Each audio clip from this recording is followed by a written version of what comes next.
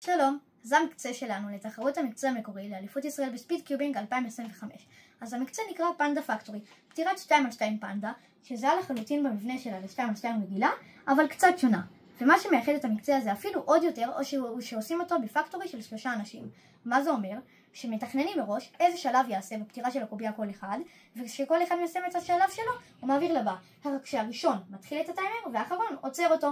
והנה הפתירה שאנחנו עשינו עם זיטרי קיובינג, יוצר תוכן מפורסם.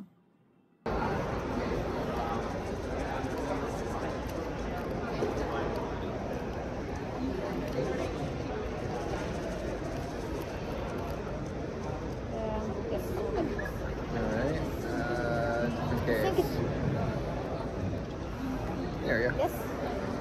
Now this. Yes. This time I'll make sure. Yeah. Yeah, that's fine. Yes.